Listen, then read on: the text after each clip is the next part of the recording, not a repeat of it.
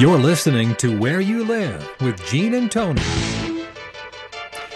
Welcome back to Where You Live with Gene and Tony. We're broadcasting live from the Concierge Landscape Studios. We're also brought to you this hour by Extreme Exteriors. If you're looking for quality workmanship and attentive customer service, call the folks at Extreme Exteriors. You won't get a sales job, but what you will get is a thoughtful, consultative approach to all your maintenance needs. That's Extreme Exteriors, 763-441-1334. Tell them Gene and Tony sent you.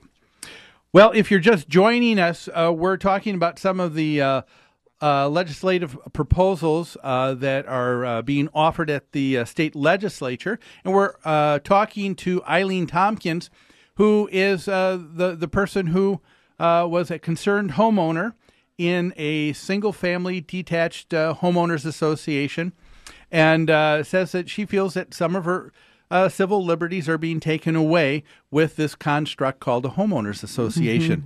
We want to know if you agree or not as well.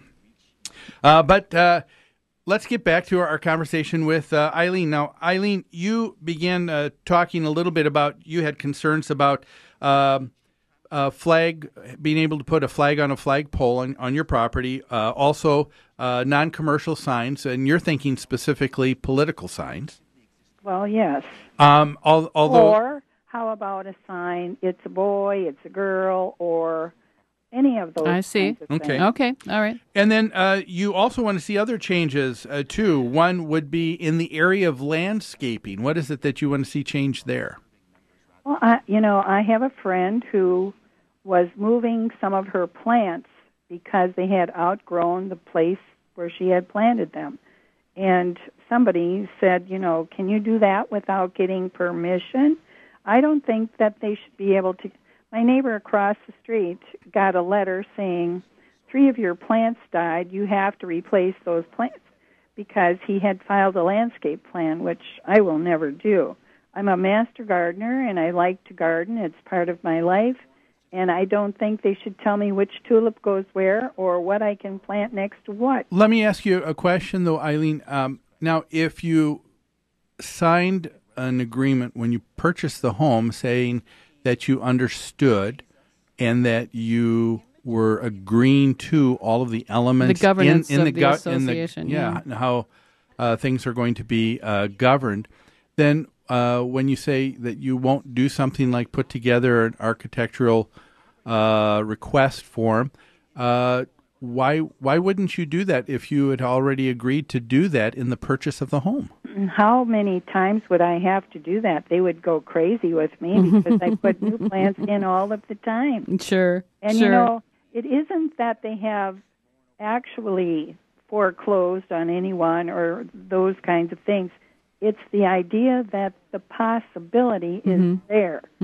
That is Big Brother, if I've ever heard of it. But, Eileen, respectfully, people say the same thing about the Minnesota State Legislature, that they're Big Brother and they're too involved in our personal lives and too restrictive. So since you are a political person and did serve on the state legislature, have you ever considered serving on your board in your homeowners association? I am on a couple of boards, and I really don't need any more boards in my life, and I'm getting old. It seems, well, sure, I can understand that too. But your passion for these issues seems to me to be an indicator that you could probably bring a lot to your homeowners association board. And let me ask you this now. Some of the legislation that we're talking about here too, Eileen, doesn't just refer to the homeowners themselves, but also includes renters in that description. Was that something that you thought was necessary too? No, that will be removed. Okay. This legislation isn't in its formal state at all. Sure. There will be changes, and sure. that was inadvertently put in there. I didn't even realize it was there until you brought it up. I see. But I don't know how you could run to be on the board when you can't get a quorum to have the yearly meeting, to have a board meeting in the first place. Well, that's prescribed for, too, in the association. There's a couple things that could take place, Eileen. One would be in a lot of governing documents, specifically newer ones, like in an association where you live. If a quorum isn't met the first time, then the association has the ability to schedule another annual meeting, and many times the quorum requirements go down so that you need less people to be able to have a quorum. Or you can use the proxies and attendance from the first meeting and add onto it any additional proxies or attendance for the second meeting. So most governing documents do address that issue. And sometimes it's apathy within a homeowners association, I think, is a bigger contributor to problems than the structure of a homeowners association itself. Well, the way I look at it, most of these people don't even want to go to the meeting because they want to try and pretend it doesn't exist. Or they're perfectly happy where they live. No, they're not perfectly happy. You don't want to accept that as a premise, huh? Do your neighbors go to the meetings? I called them all, and a couple were out of town. Sure. But some of them did go to the meeting. It wasn't enough to have a quorum. Yeah. I have 10 houses on my street, and every one of them wants out of this association. I'm not even saying to disband the association. I'm merely saying let it be livable. Sure. Give us some air to breathe here. It's completely a representative government, small government within a homeowners association. So to me, it's not a valid argument to say that people won't participate, and so somehow the state has to step in and change everything for every homeowners association in the state. I don't think that's the right approach. This is a trend in our country, and I don't know. It's kind of like the frog in the cold water. I see. Is absolutely not right. They're turning up the heat. Yeah, and I just don't think it's right. I was, I'm an older person, so I remember a lot. Sure. Of the way things used to be.